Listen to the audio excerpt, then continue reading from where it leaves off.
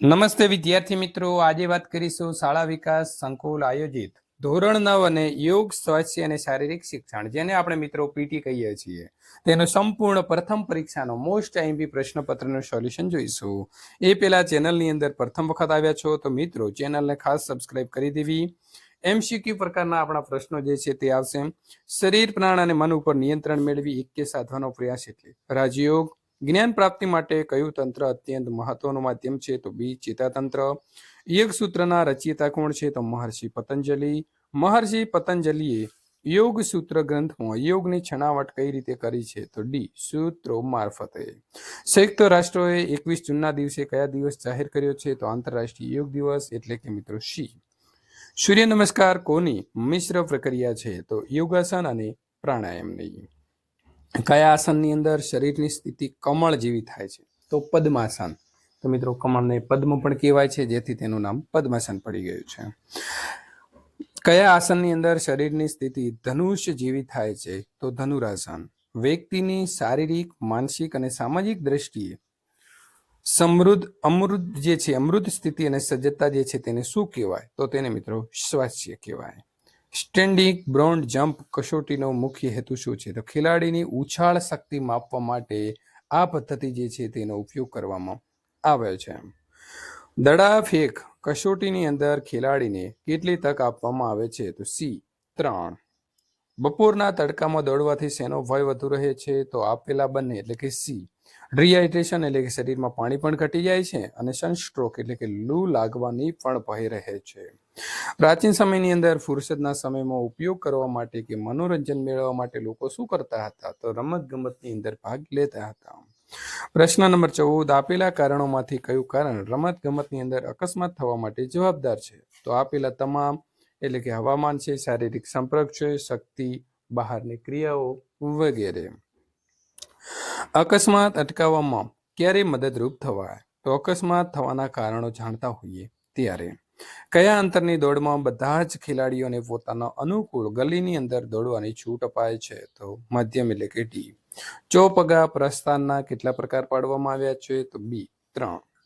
Clay પર બંદૂક કે પિસ્તોલ અવાજ સાંભળતા દોડવીર તરત જ પોતાના પાછળના પગને આગળ તરફ ધક્કો મારી આગળ લાવી પ્રસ્થાન રેખાની આગળ કેટલા સેન્ટીમીટર દૂર મૂકે છે? તો 45 થી 60 સેન્ટીમીટર.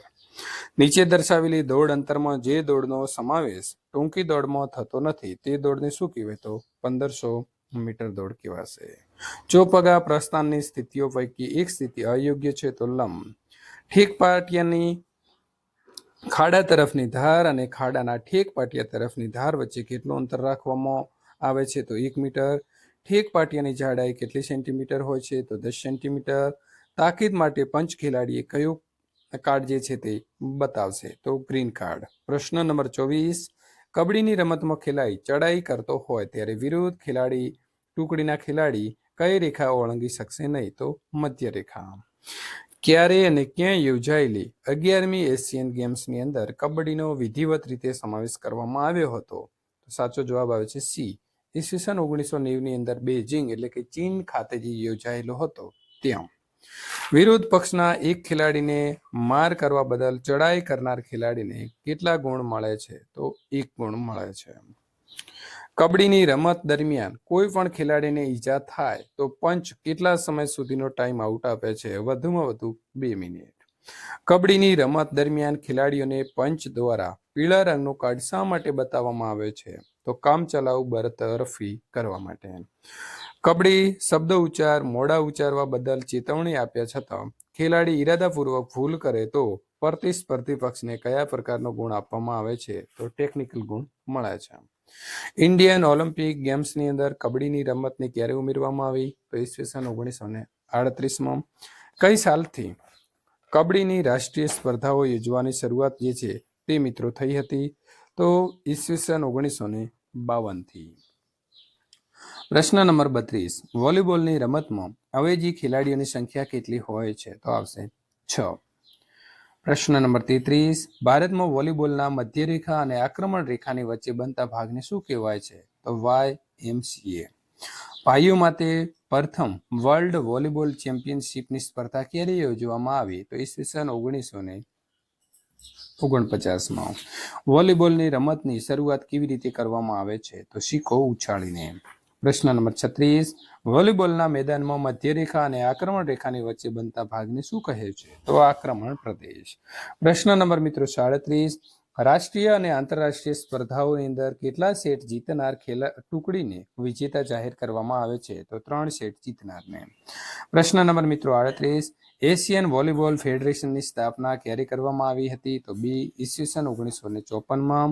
પ્રશ્ન નંબર મિત્રો 39, વોલીબોલના મેદાનની મધ્ય રેખાથી બંને બાજુ 3 મીટર દૂર સમાંતર દોરેલી રેખાને કઈ રેખા કહેવામાં આવે છે? તો આક્રમણ રેખા. સામા પક્ષની અંદર દડાને મોકલવા એક પક્ષ કેટલા પ્રયત્નોથી મોકલી શકે છે? તો 3 પ્રયત્નથી મોકલી શકે છે.